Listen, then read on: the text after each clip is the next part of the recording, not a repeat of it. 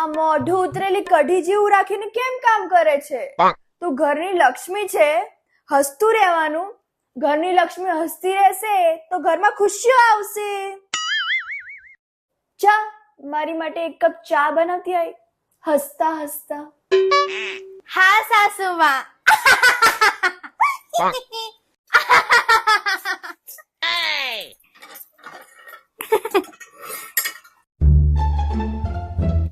હા માસીજી.